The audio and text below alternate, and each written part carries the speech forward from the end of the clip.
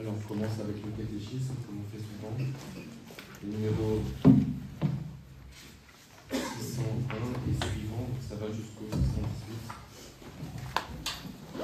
Porte vos péchés selon les Écritures.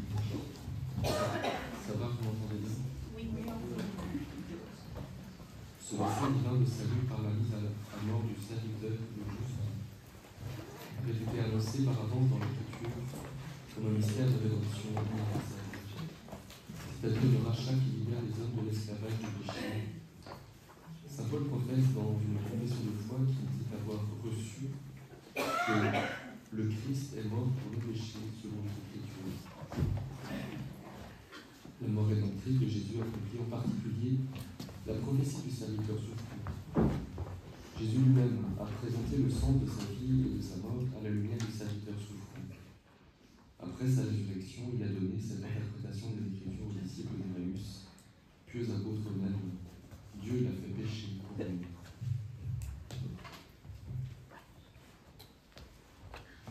Saint Pierre peut en conséquence formuler ainsi la foi apostolique dans le dessein divin de salut. Vous avez été affranchis de la vaine héritée de vos pères par un sang précieux, comme d'un agneau sans reproche et sans tache, le Christ. Discerne avant tout la fondation du monde et manifestée dans les derniers temps à cause de vous. Les péchés des hommes consécutifs au péché originel sont sanctionnés par la mort.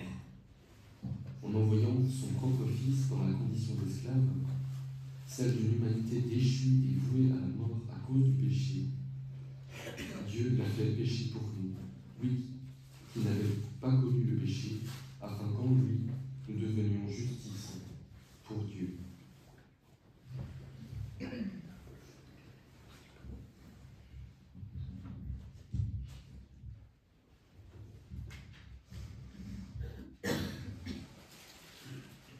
Jésus n'a pas connu la réprobation comme s'il avait lui-même péché, mais dans l'amour rédempteur qui l'unissait toujours au Père, il nous a assumés dans l'égarement de notre péché par rapport à Dieu, au point de pouvoir dire en notre nom sur la croix, « Mon Dieu, pourquoi m'as-tu abandonné ?»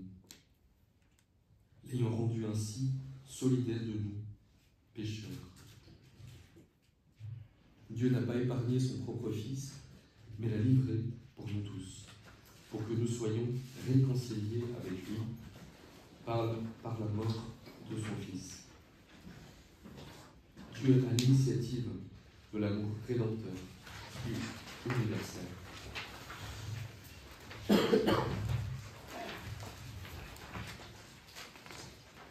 Donc, on comprend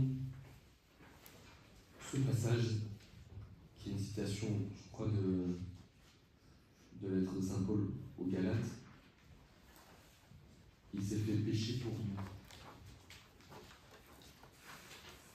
C'est bien expliqué dans ce paragraphe 601, 602 et 603, où Jésus véritablement assume notre situation de pécheur, notre situation un petit peu comme dans l'évangile du fils prodigue que nous avons entendu ce matin, où la situation du fils qui à un moment donné est perdu. On peut dire, il y a ce mouvement où il rentre en lui-même et là il réfléchit, il pense à son père et il décide de revenir. Pour prendre une image, c'est un petit peu comme, eh bien, si alors que nous sommes égarés, nous sommes perdus, à cause de nos choix, de nos décisions, de nos péchés, eh bien c'est comme si, un peu si Jésus, il vient et d'une certaine manière en nous, il vient rentrer en nous-mêmes pour nous faire rappeler notre Père, pour nous faire revenir à notre Père. Et donc, c'est lui qui au moment où il vient en nous, c'est lui qui se retrouve comme étant comme celui qui est perdu. Parce que c'est pas que lui est perdu, mais c'est parce qu'il vient accomplir, il vient prendre la place de celui qui est perdu, de nous qui sommes perdus, pour nous ramener.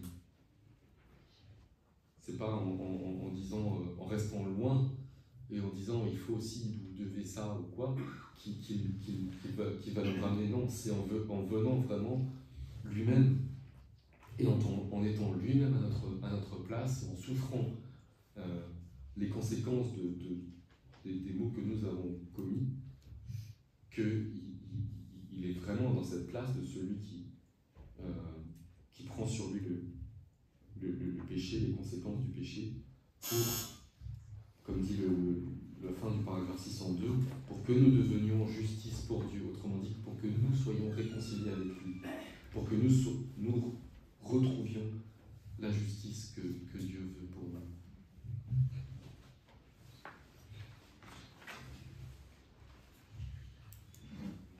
Ça va. Maintenant, je me souviens plus ce que j'avais lu, je crois que j'avais. Alors, le 604. En livrant son Fils pour nos péchés, Dieu manifeste que son dessein sur nous est un dessein d'amour bienveillant, qui précède tout mérite de notre part. En ceci consiste l'amour. Ce n'est pas nous qui avons aimé Dieu, et c'est lui qui nous a aimés, et qui a envoyé son Fils en victime de propitiation pour nos péchés. La preuve que Dieu nous aime, c'est que le Christ, alors que nous étions encore pécheurs, est mort pour nous. Un passage qui explique d'accepter de faire quelque chose, de donner, ou encore plus de se donner pour quelqu'un qui nous aime, c'est déjà beau, c'est déjà grand. En même temps, on pourrait dire que c'est quelque chose d'un petit peu normal. Parce que quelqu'un qui nous aime va se donner pour nous aussi. Mais ce que Dieu fait va au-delà. C'est-à-dire qu'il accepte d'aimer, de se donner, de se livrer pour nous qui ne l'aimions pas en fait. Pour nous qui avions péché. Et donc c'est vraiment son initiative de venir à nous, de venir vers nous. Le but étant bien sûr de nous ouvrir à l'amour, de nous ouvrir à lui.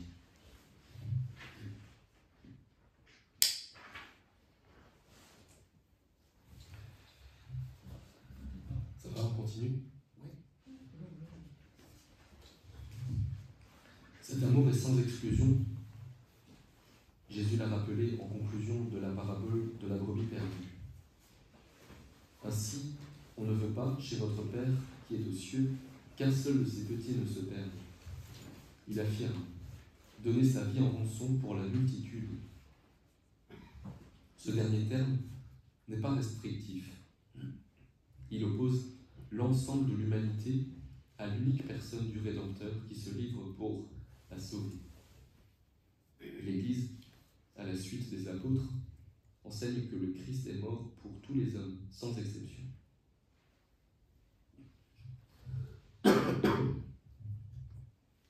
Il n'y a eu et il n'y aura aucun homme pour qui le Christ n'ait pas souffert.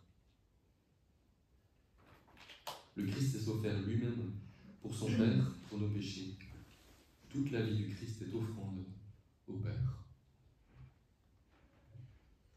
Donc là, c'est un point de précision sur les dimensions, sur les limites, si on veut dire, ou plutôt l'absence de limites, en fait, de l'amour de Dieu.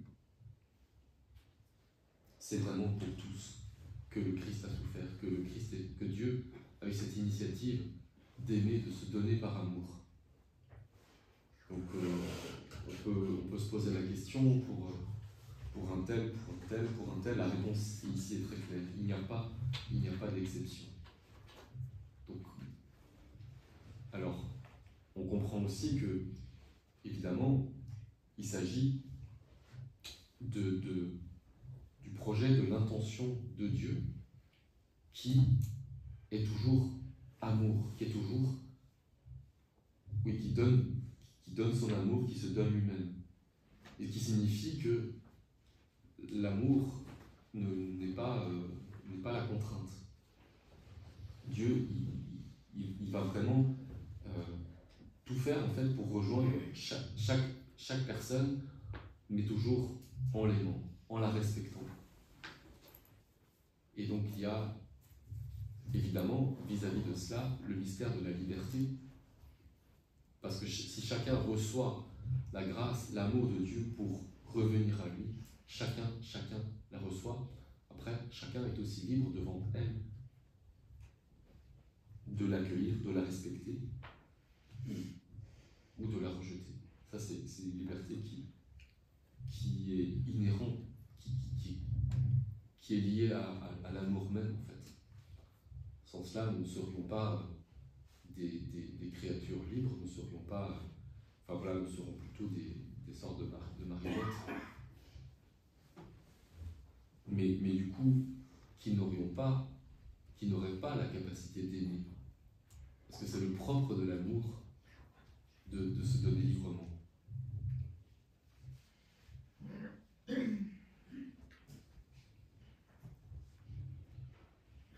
Ça va? Donc on est au 606. Le Fils de Dieu descendu du ciel, non pour faire sa volonté, mais celle de son Père qui l'a envoyé, dit en entrant dans le monde, « Voici, je viens pour faire, ô Dieu, ta volonté. » C'est en vertu de cette volonté que nous sommes sanctifiés par l'oblation du corps de Jésus-Christ, une fois pour toutes. Dès le premier instant de son incarnation, le Fils épouse le dessein de salut divin dans sa mission rédemptrice. Ma nourriture est de faire la volonté de celui qui m'a envoyé et de mener son œuvre à bonne fin. Le sacrifice de Jésus pour les péchés du monde entier est l'expression de sa communion d'amour au Père. Le Père m'aime parce que je donne ma vie. Il faut que le monde sache que j'aime le Père et que je fais comme le Père m'a commandé.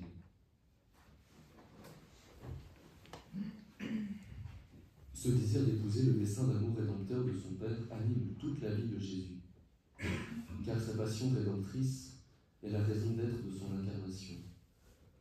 Père, sauve-moi de cette heure. Mais c'est pour cela que je suis venu à cette heure. La coupe que m'a donnée le Père, ne la boirai-je pas? Et encore sur la croix, avant que tout soit accompli, il dit, j'ai soif. L'agneau qui enlève le péché du monde.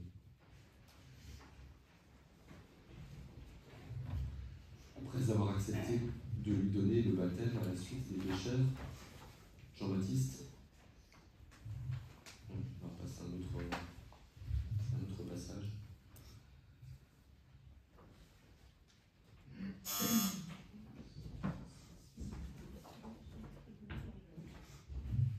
Ça va, ou il y a une autre question par rapport à cette coupe et Jésus?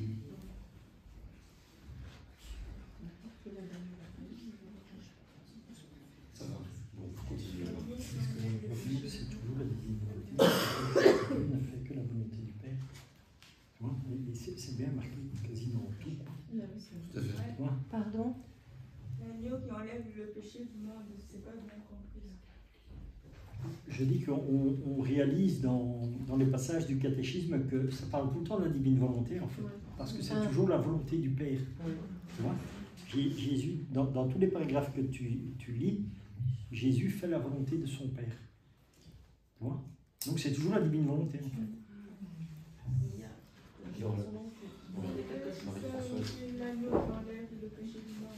Oui, ça demande peut-être un petit peu d'explication. On va peut-être pas trop s'étendre, mais brièvement. Lors de la sortie d'Égypte, les Israélites qui sont en esclaves, on arrive à la fin des 10 plaies, ils vont manger un agneau. Et il va y avoir, ils vont devoir faire le repas étant debout, prêts à partir à la hâte. Ils vont aussi mettre du sang sur les linteaux des portes.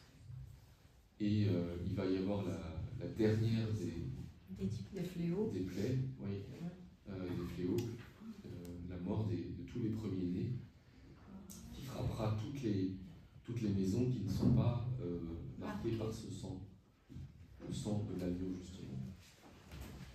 Et c'est comme une préfiguration.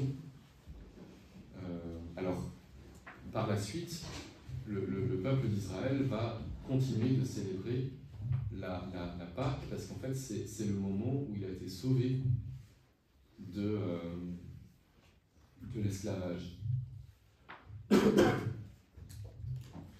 Et le principal esclavage que nous connaissons, eh bien, c'est le péché. C'est le péché qui nous rend esclaves. Et donc, pourquoi le Christ vient et pourquoi il va s'offrir, il va être finalement offert en sacrifice, immolé comme un agneau. C'est pour ça qu'on parle de l'agneau pascal en parlant du Christ. Ben c'est parce qu'il va être cette victime qui s'offre comme le sacrifice qui permettra de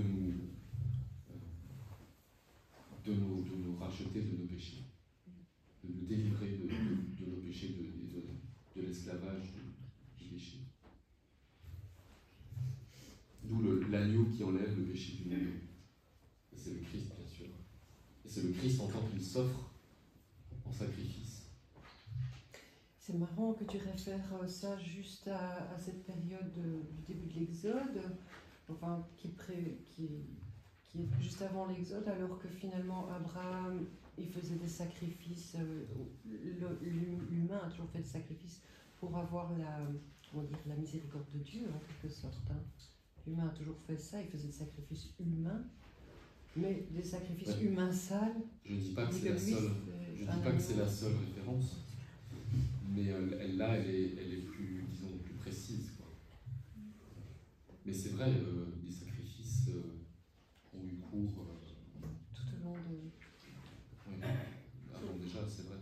Sauf qu'ici, le sang sur les portes, c'est vraiment l'agneau. Tout à fait. C'est là que dans ce sens-là, c'est plus précis. Oui. C'est pas du bœuf ou des Tout à fait, c'est plus précis. C'est l'agneau pascal aussi. Ah oui, cette référence au sang versé sur les portes. Les juifs aussi, ouais. Oui.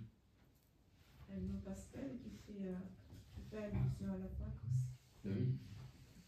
Le moment de la Pâque, c'est justement la célébration de ce moment de délivrance de l'esclavage. Et donc que nous vivons toujours. Là, l'esclavage pour nous, ce n'est plus le fait, disons, historique ou rapporté par l'histoire sainte de l'esclavage du peuple d'Israël en Égypte, mais c'est l'esclavage du péché.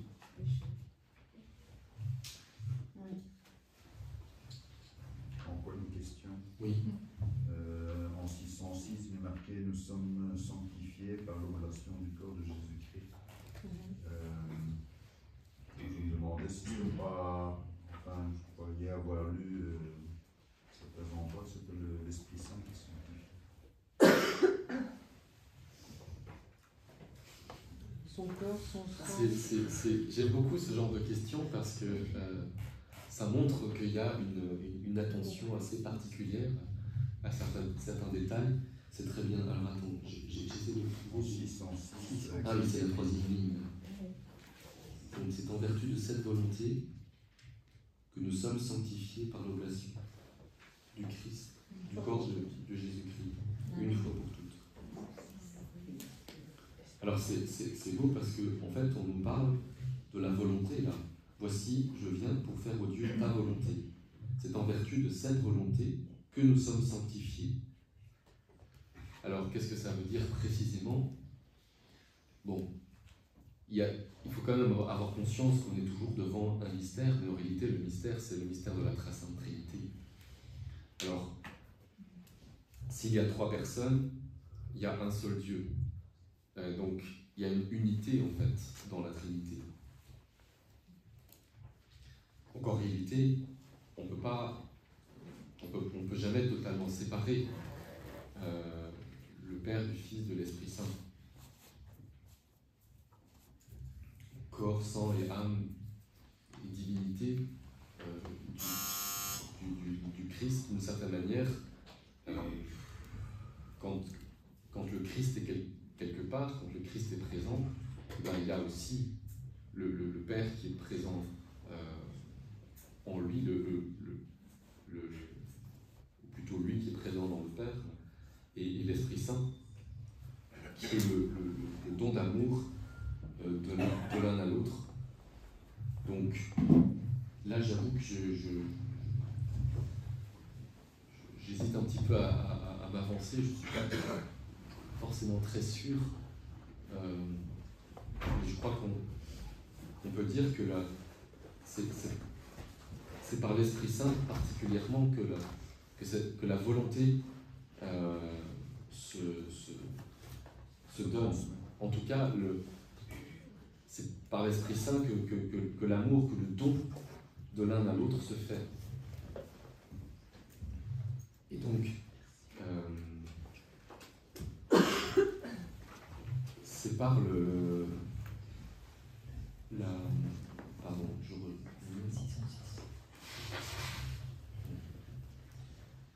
l'oblation du corps, c'est par, en fait, ce don que Jésus fait, en fait, de lui-même.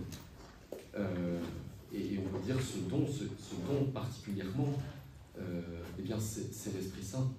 Même si c'est le Christ qui se donne, c'est par cet amour qu'il a de répondre au Père par qui il est, parce qu'il lui se reçoit du Père, il est engendré de toute éternité par du Père et aussi par l'Esprit Saint, mais c'est aussi par l'Esprit Saint que lui se donne en retour et s'offre pour notre sanctification.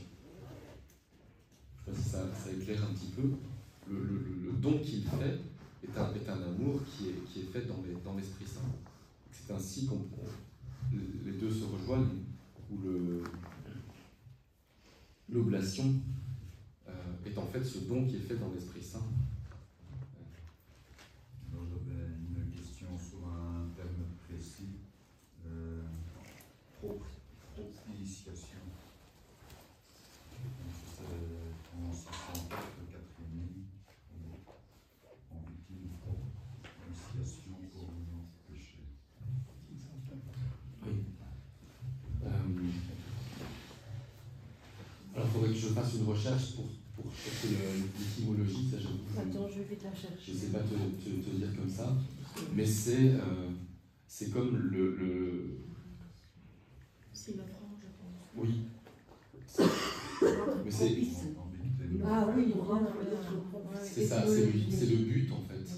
C'est l'intention, c'est l'objectif de l'offrande, de la victime. Pourquoi il y a une victime? C'est pour rendre propice, certainement, c'est ça. Fléchir par un sacrifice. Voilà. Rendre propice. Et là, il s'agit de réconcilier. Donc le but en fait de l'offrande, de l'offrande de la victime, donc de l'offrande du Christ, eh bien c'est de nous réconcilier avec Dieu. C'est ça que ça exprime en fait, la victime de propitiation. C'est pas juste que je dirais quelqu'un qui est tué comme ça. Non, c'est elle qui est Sans apte qu'il à y ait rendre propice le Seigneur. Oui. C'est cette victime qui rend propice le sacrifice pour Alors, nous. tout à fait. Donc c'est une autre dimension, c'est le fait qu'il soit apte, mais c'est aussi l'intention, la raison pour laquelle cela est fait. C'est pas fait juste comme ça, il n'est pas juste mort par hasard, il est mort avec une intention particulière. Il est mort précisément dans un but qui est de nous réconcilier avec Dieu, de nous sauver de l'esclavage du péché. Ça va?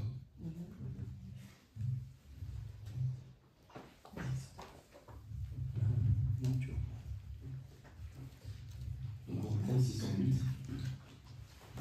Après avoir accepté de lui donner le baptême à la suite des pécheurs, Jean-Baptiste a vu est montré en Jésus, l'agneau de Dieu, dont on parlait juste avant, qui enlève les péchés du monde. Il manifeste ainsi que Jésus est à la fois le serviteur souffrant qui, silencieux, se laisse mener à l'abattoir et porte le péché des multitudes, et l'agneau pascal, symbole de la rédemption d'Israël lors de la première Pâque. En fait, il fallait juste lire la suite, ça expliquait un petit peu la question. Toute la vie du Christ exprime sa mission, servir et donner sa vie en rançon pour la multitude. Jésus épouse librement l'amour rédempteur du Père.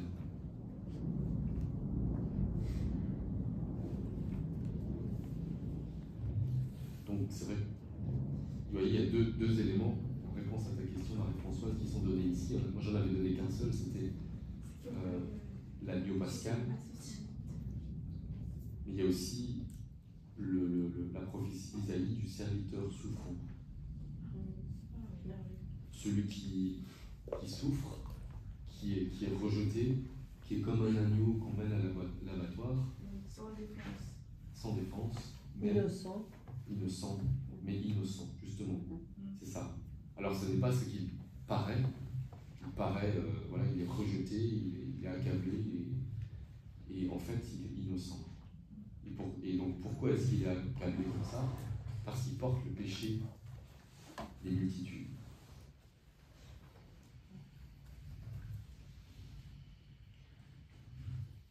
En épousant dans son cœur humain l'amour du Père pour les hommes, Jésus les a aimés jusqu'à la fin. Car il n'y a pas de plus grand amour que de donner sa vie pour ceux qui l'aiment. Ainsi, dans la souffrance et dans la mort, son humanité est devenue l'instrument libre et parfait de son amour divin qui veut le salut des hommes. En effet, il a librement accepté sa passion et sa mort par amour de son Père et des hommes que celui-ci veut sauver. Personne ne m'enlève la vie, mais je la donne de moi-même. D'où la souveraine liberté du Fils de Dieu quand il va lui-même vers la mort. À la scène, Jésus a anticipé l'offrande libre de sa vie. Donc je disais avant, quand tu posais la question sur la propitiation, qu'il y avait une intention, là on voit aussi qu'il y a une volonté, une préméditation, si on veut dire. Jésus va volontairement s'offrir dans ce but de nous sauver. C'est pas seulement le fait qu'il était offert qui est réalisé pour notre salut, pour nous sauver, mais c'est aussi qu'il va volontairement s'offrir. Jésus a exprimé suprêmement l'offrande libre de lui-même dans le repas pris avec les 12 apôtres, dans la nuit où il fut livré. La veille de sa passion, alors qu'il était encore libre, Jésus a fait cette dernière scène avec ses apôtres, le mémorial de son offrande volontaire au Père pour le salut des hommes. Ceci est mon corps, donné, livré pour vous. Ceci est mon sang, le sang de l'Alliance qui va être répandu pour une multitude, ou la multitude, en rémission des péchés. Mais c'est important de dire nouvelle et éternelle, qu'on a omis ici. En fait, les évangiles, les passages n'ont pas forcément tous exactement rapporté les mêmes termes. Voilà. Mais de fait, c'est l'alliance nouvelle et éternelle. Oui. Simplement. Ici aussi, c'est des passages du catéchisme, c'est pas l'évangile même. Derrière, tu vas voir. Oui. Mais si, parce que quand on omet, on doit mettre des crochets et des petits points. Donc, mais tu verras dans l'évangile, donc là c'est bien dit. Oui. Non, c'est juste qu'il y a les évangiles, il y en a plusieurs. Donc selon celui qu'on cite, voilà, parfois il y a des petites différences. Mais c'est juste que tu dis, hein, elle est bien nouvelle et éternelle, s'il s'agit de la nouvelle alliance. Oui, parce que de l'alliance éternelle.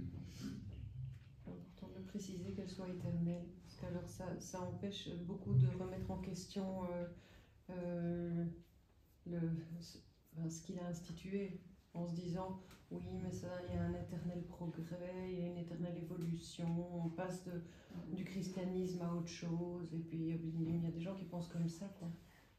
Tandis que quand on précise bien nouvelle et éternelle, alors on a vraiment l'argument pour dire ben non, ce que Jésus a institué, c'est éternel. Après, je suis pas sûr que ça convainque les gens qui pensent comme ça. Mais c'est vrai. L'Eucharistie qu'il institue à ce moment sera le mémorial de son sacrifice. Jésus inclut les apôtres dans sa propre offrande et leur demande de la perpétuer. Par là, Jésus institue ses apôtres prêtres de l'Alliance nouvelle. Par eux, je me consacre afin qu'ils soient eux aussi consacrés dans la vérité.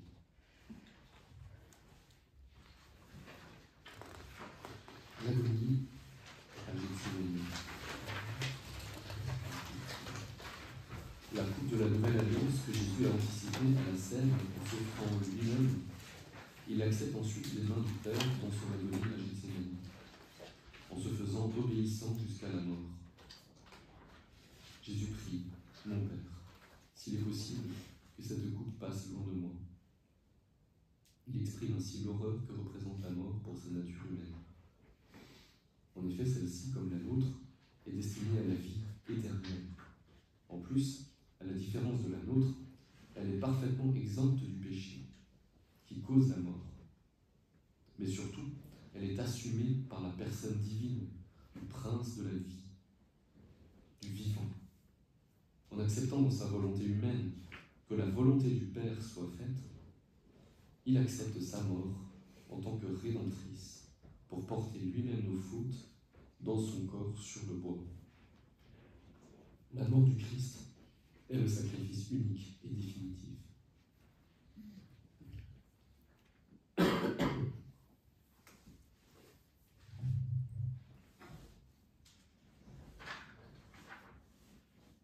Donc là, c'est pas dit de manière si explicite que ça, et je crois pas qu'on va revenir sur ce point. Mais il y a dans la personne du Christ, la deuxième personne de la Très Sainte Trinité, en fait, deux natures, la nature humaine et la nature divine. Et chacune de ces natures a sa volonté. Et donc il y a dans le Christ en fait deux volontés, la volonté divine et la volonté humaine. Alors par contre, il y a, même si certains ont pu l'interpréter comme cela, il n'y a aucune opposition dans le Christ entre les deux. Il y en a bien deux, mais elles sont unies. Donc ici, ça nous est dit comme ça, la volonté humaine, c'était où? Il exprime l'horreur que représente la mort pour sa nature humaine. Donc oui, sa nature humaine, comme toute nature humaine, répugne à la mort. Et on donne des arguments pour dire combien la sienne encore plus, parce que il est sans péché et sa nature humaine est assumée par la personne divine. Voilà.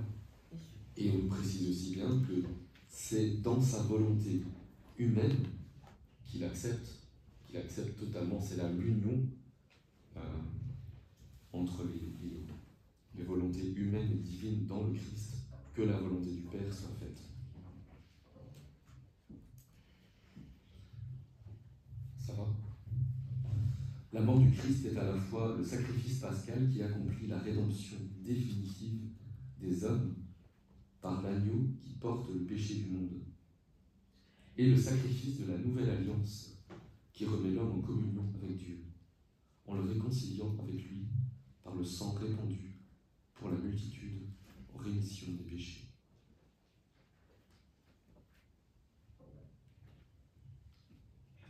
Ce sacrifice du Christ est unique. Il achève et dépasse tous les sacrifices. Il est d'abord un don de Dieu, le Père lui-même. C'est le Père qui livre son Fils pour nous réconcilier avec lui. Il est en même temps offrande du Fils de Dieu fait homme, qui librement, par amour, offre sa vie à son Père par l'Esprit Saint pour réparer notre désobéissance. Jésus substitue son obéissance à notre désobéissance.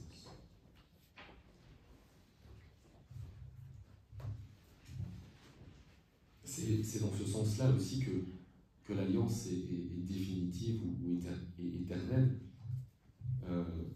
parce que c'est le sacrifice qui est fait, non plus comme les sacrifices anciens qui doivent toujours être faits encore et encore et encore. Celui-là est fait une fois pour toutes. Celui-là, seul, il suffit à la réconciliation, à la rédemption de tous. C'était pour tout. Je disais ça sans rire. Enfin, en fait, je dis ça pour tout le monde, mais c'était particulièrement par rapport à ce que tu disais. Tu as entendu?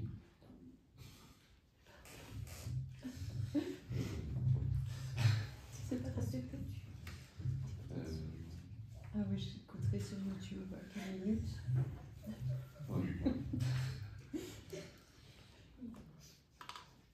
Non, oui, je peux répéter rapidement. Ce que je disais, c'est que ce sacrifice, d'une certaine manière, je vais le dire un petit peu autrement, finalement, il va mettre fin au sacrifice dans le sens où il est accompli une fois pour toutes. Et c'est dans ce sens-là aussi, ce que tu disais avant, que c'est de l'alliance nouvelle et éternelle. Il ne faut pas recommencer encore et encore et encore comme les sacrifices anciens, parce que il suffit à réconcilier tout le genre humain avec Dieu. Alors, c'est vrai que ça peut poser d'autres questions. Il suffit. Oui. C'est presque un mot tellement insuffisant, suffire, parce qu'en fait, il n'y a pas moyen de se donner un sacrifice plus important que celui-là, en fait. Ça n'existe pas. Dieu lui-même a offert son Fils en sacrifice, donc qu'est-ce qu'il peut y avoir de plus? Et oui, enfin, c'est pas tellement la question qu'il y ait quelque chose de plus. La question, c'est surtout que nous soyons réconciliés avec Dieu, que nous soyons sauvés. C'est ça le but du sacrifice. C'est pas le sacrifice pour le sacrifice. C'est vraiment le sacrifice pour la réconciliation. Un sacrifice de propitiation, comme tu disais. Tu demandais que c'est pas juste qu'il y ait un sacrifice, c'est vraiment pour notre salut. Et lui le réalise.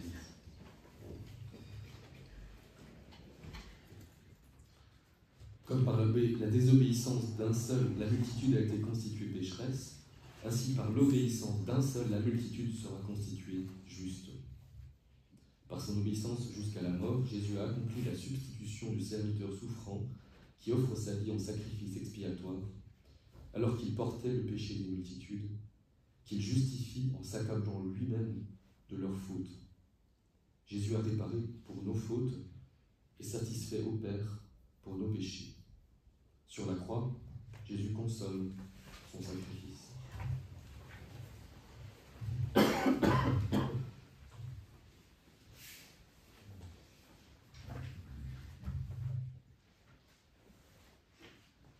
C'est l'amour jusqu'à la fin qui confère sa valeur de rédemption et de réparation, d'expiation et de satisfaction au sacrifice du Christ. Il nous a tous connus et aimés dans l'offrande de sa vie. L'amour du Christ nous presse à la pensée que si un seul est mort pour tous, alors tous sont morts. Aucun homme, fût-il le plus saint, n'était en mesure de prendre sur lui les péchés de tous les hommes, et de s'offrir en sacrifice pour tous.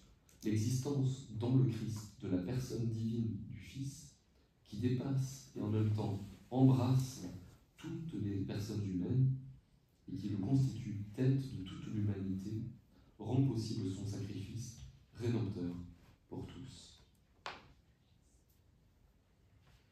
Ça va ? Oui.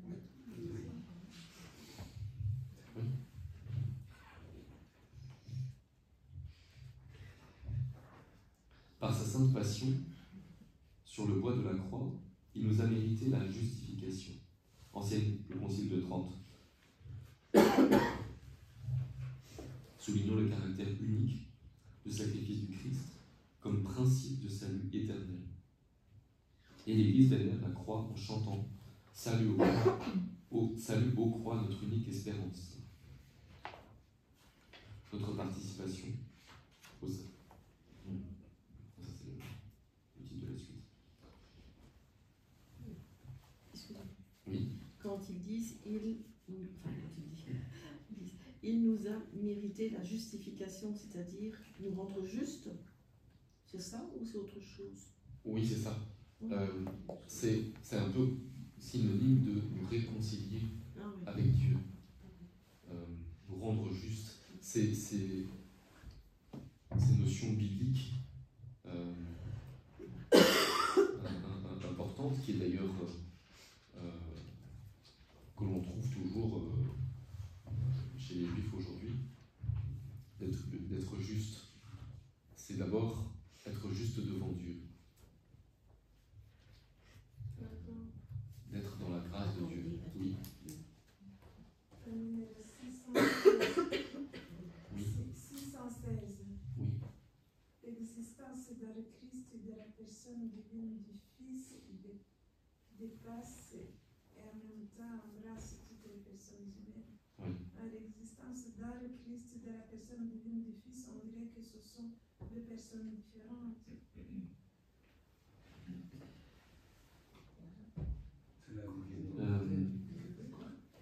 Alors, oui,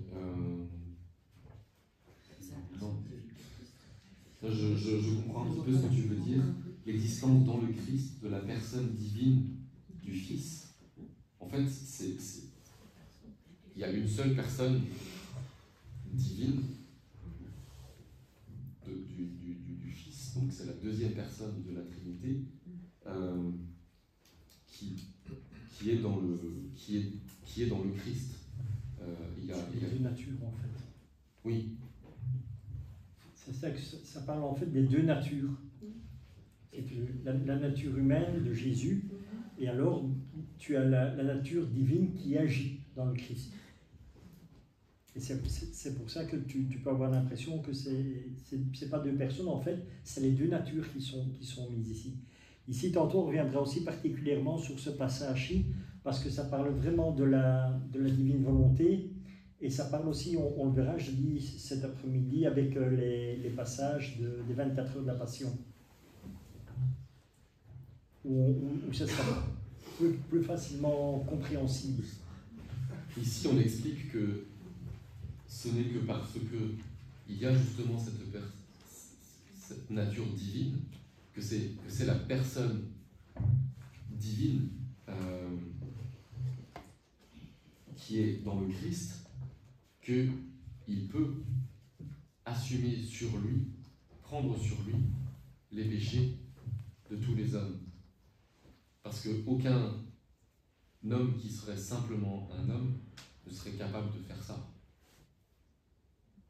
Et donc c'est pour ça ça nous explique pourquoi est-ce le Christ est capable d'offrir ce sacrifice qui suffit, comme on le disait, à réconcilier toute l'humanité avec Dieu. Eh bien, c'est justement parce que il est lui-même à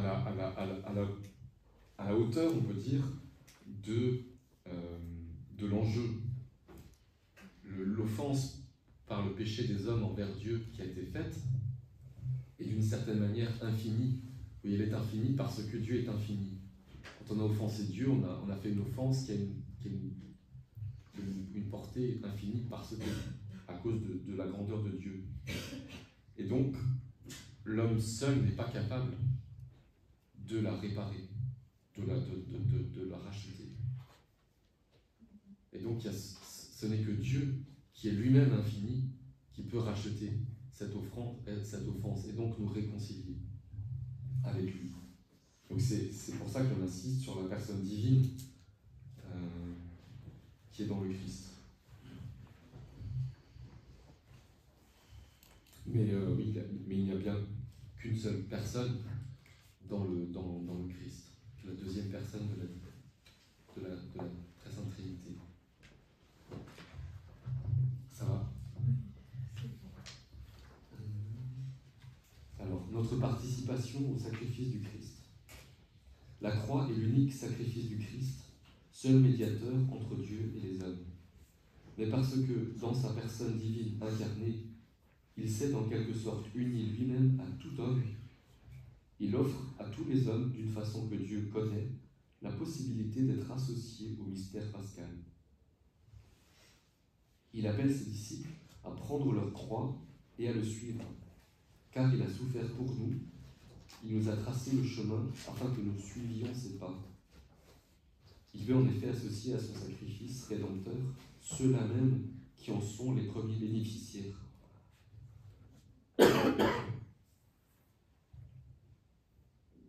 Cela s'accomplit suprêmement pour sa mère, associée plus intimement que tout autre au mystère de sa souffrance rédemptrice. En dehors de la croix, il n'y a pas d'autre échelle par remonter au ciel.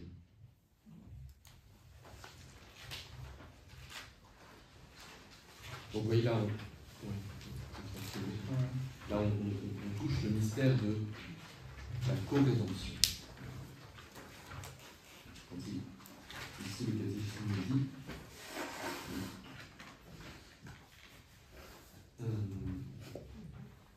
il offre à tous les hommes, d'une façon que Dieu connaît, la possibilité d'être associés au mystère pascal. Donc là, c'est une autre manière de dire que le sacrifice du Christ est pour tous, vraiment tous.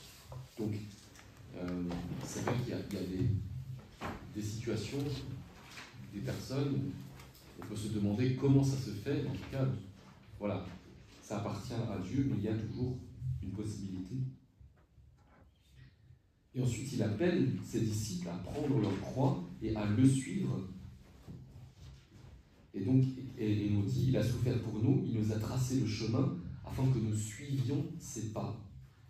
Donc, c'est pas seulement Jésus qui fait tout pour nous, si je puis dire. C'est aussi Jésus qui nous invite nous-mêmes à nous associer à ce qu'il fait pour nous. Et donc, nous ne sommes pas juste spectateurs, quoi. Et il veut en effet associer à son sacrifice rédempteur ceux-là même qui en sont les premiers bénéficiaires. Si nous recevons le salut du Christ, nous sommes appelés à nous associer à l'œuvre de salut du Christ. Donc nous avons à prendre notre part. Donc là, il y a le mystère de notre propre association. Et après, on nous parle de la Vierge Marie, pour laquelle cela s'accomplit suprêmement. Alors, je pense que c'est la première raison la plus fondamentale, c'est tout simplement que c'est sa mère, parce que de par là, c'est elle qui est de lui la plus proche. Oui. Il y a quelque chose qui est difficile à comprendre dans cette participation de l'homme. En haut, nous avons vu que le sacrifice de Jésus suffit. Il suffit oui. pour réparer, pour satisfaire et puis nos bêtises. Oui. Mais ici en bas, le catéchisme ajoute que nous devons aussi y mettre quelque chose, être associés à ce que Jésus a fait. Oui. Donc, comment articuler les deux? Oui, c'est une très bonne question. attention au verbe. Le catéchisme, d'une certaine manière, bon, tu n'as pas tort, mais il n'a pas dit nous devons. En tout cas, c'est pas dans le sens où si nous ne le faisons pas, alors ça invaliderait la valeur du sacrifice du Christ. Mais, attention, il y a quand même quelque chose. C'est, on nous dit, Dieu veut, voilà, il veut associer. Et c'est l'enjeu de notre liberté. Et là où je disais, si nous ne le faisons pas, ça n'invalide pas évidemment la valeur du sacrifice du Christ, mais quelle est alors notre part? Quelle est notre réponse? Quel est notre amour? Quelle est notre réception, notre acceptation et notre association à la fois oui, aux souffrances, au sacrifice, mais aussi à la grâce et au salut que le Christ vit et vit pour nous. Donc, comment cela s'articule? On a parlé plusieurs fois des âmes victimes. Donc, on peut se poser la question, pourquoi y a-t-il certaines âmes victimes? Pourquoi d'autres n'en sont pas, ou en tout cas pas au même degré? Il y a là un mystère de vocation personnelle et propre. Mais il y a vraiment un appel, par contre, qui est fait à tous à vivre et à s'associer à ce que le Christ réalise pour nous. Oui, Philippe. Quand nous fusionnons dans la divine volonté, eh bien, d'office, nous participons au sacrifice et nous sommes co-rédempteurs, nous sommes victimes d'une certaine façon, puisque ce n'est plus nous, mais c'est Jésus en nous qui offre ce sacrifice.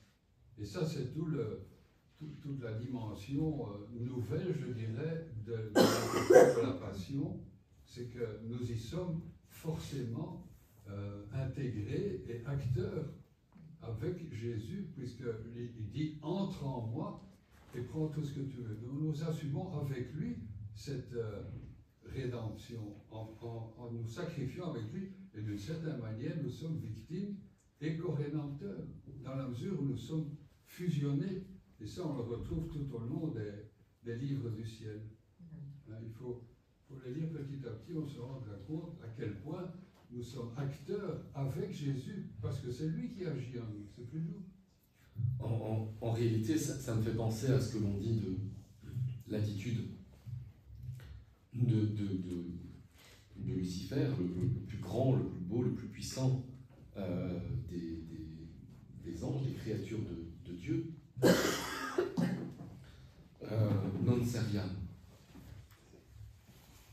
Non serviam. Je ne m'humilierai pas, je ne servirai pas. Voilà. Je me glorifie, mais je ne vais pas me mettre au service. Et là, typiquement, c'est une réponse libre qui ne va pas invalider, en fait, la valeur universelle du sacrifice du Christ qui s'offre et qui permet, qui est là pour sauver tous, mais simplement qui, quand même, va avoir une conséquence, je dirais, personnelle pour celui qui l'a choisi, de tout simplement, en conséquence de son propre choix libre, de ne pas lui-même vivre du coup de la grâce et du salut donné par le Christ. Il va rester avec, si je puis dire, ses objectifs à sa taille, ses objectifs à sa vue. Il va rester avec sa volonté de se glorifier lui-même. Et le drame là-dedans, c'est que ça ne satisfera jamais.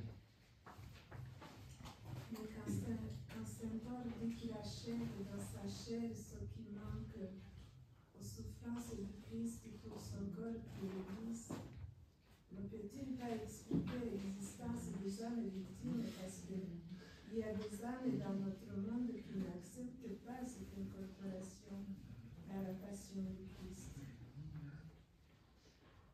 Mais ça, c'est leur volonté, en fait. À ce moment-là. Alors ça rejoint ce que l'on disait. Donc ce que dit Saint Paul, c'est clair que ça ne veut pas dire que le sacrifice du Christ est incomplet d'une certaine manière. Mais c'est justement cette articulation dont tu posais la question, qui c'est vrai, très intéressante et importante à comprendre. Eh bien, ce qu'il manque, si on peut dire, de ce que dit Saint Paul au sacrifice du Christ, bah, c'est justement, on peut dire, notre, peut-être Philippe, ou dans la divine volonté, on dira, eh bien, c'est que finalement, notre volonté soit offerte. C'est que nous prenions volontairement, comme le Christ, si on peut dire, notre propre part. Parce que le Christ, il le fait, et il le fait pour tous. Mais, comme je disais avant, il ne le fait pas pour des marionnettes. Il ne le fait pas pour des gens qui seraient contraints de recevoir son salut. Parce que personne n'est en fait contraint. Le salut, il est donné, il est offert à tous comme l'amour qui s'offre et l'amour qui se reçoit. Donc, il s'agit pour nous de le recevoir en aimant de retour. Et donc, ça devient complet, si je puis dire, relativement pour nous, à partir du moment où nous répondons, où en retour nous aimons, nous accueillons l'offrande qui certes est faite d'une manière totale et à tous. Oui. Est-ce qu'on ne peut pas dire que maintenant le Christ dans sa divinité ne souffre plus, mais dans son corps mystique que nous sommes, là nous pouvons achever ce qui manque à sa passion.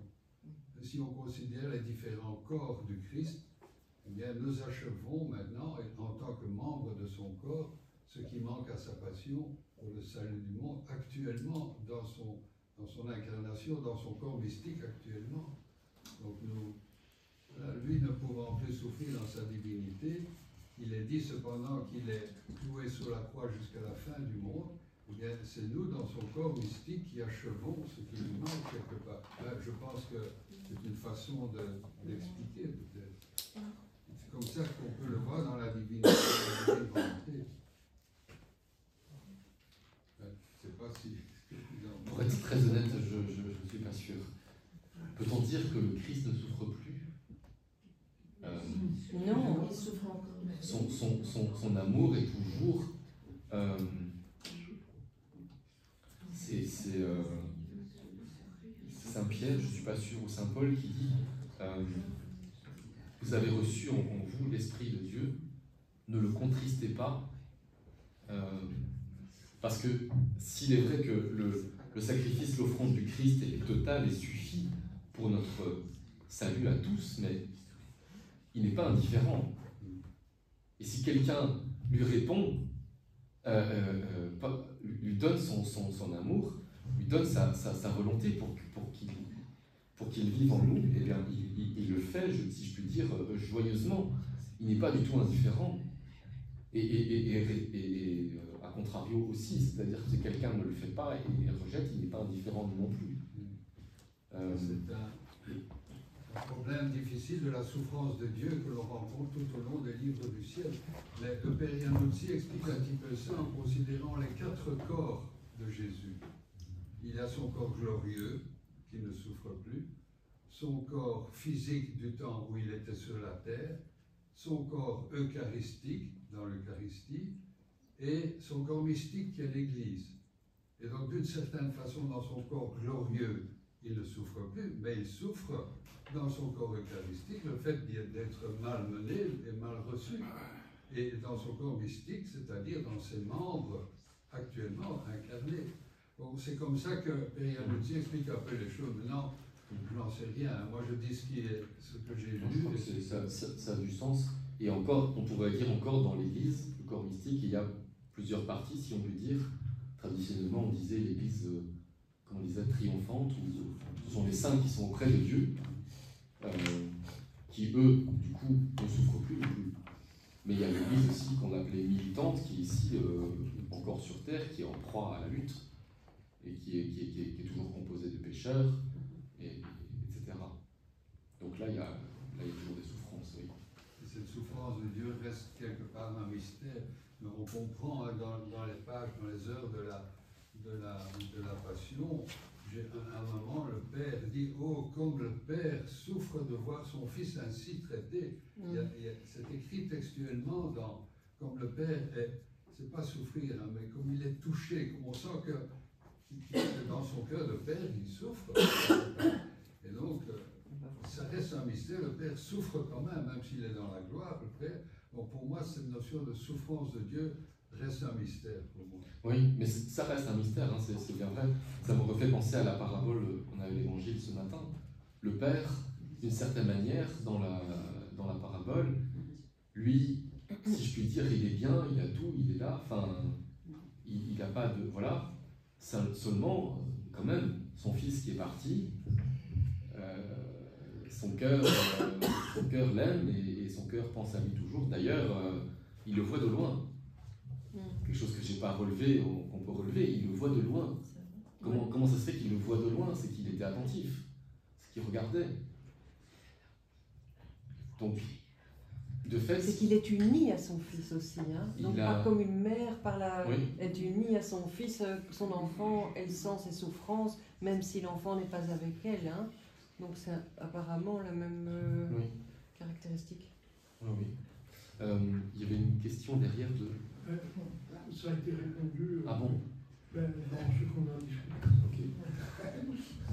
Je voulais juste demander, vita à la fin, ça veut dire quoi? Enfin, je sais que c'est la vie, mais ici, ça veut dire quoi?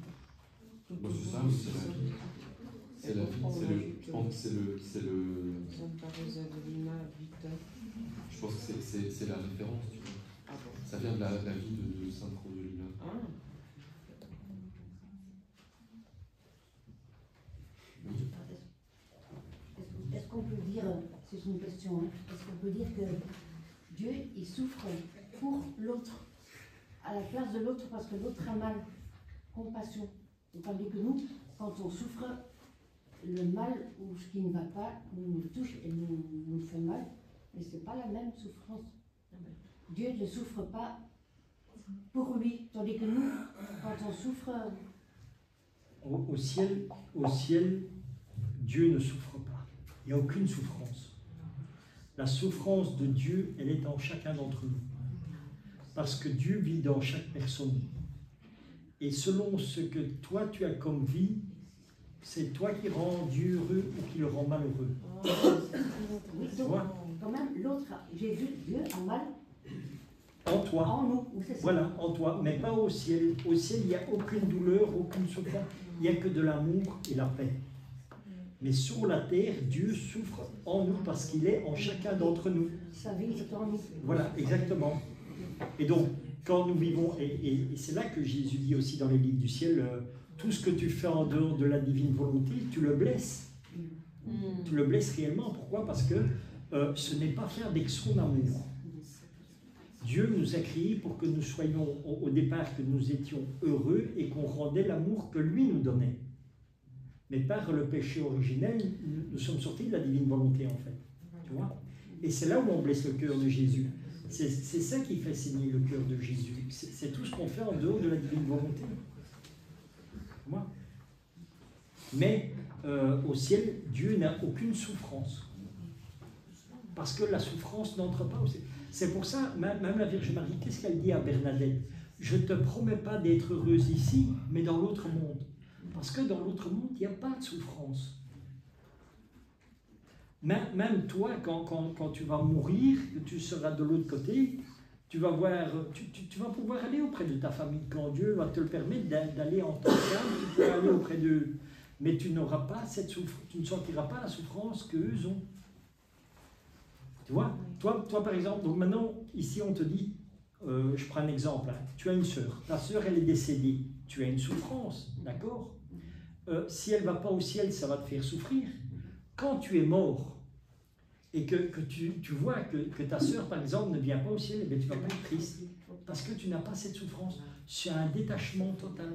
Tu vois, tu rentres dans une autre dimension, tu rentres vraiment dans le divin. Et dans le divin, il n'y a plus ces sentiments de souffrance, de douleur, il n'y a plus rien. Tu ne vis que dans l'amour de Dieu.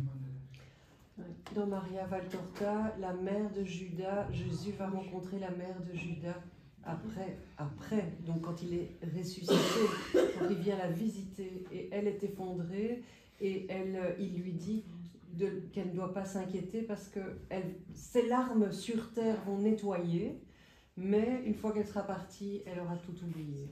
Voilà. Ouais.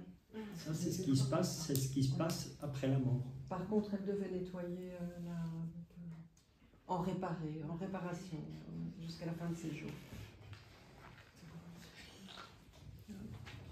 On va faire une petite pause. Une dizaine de minutes.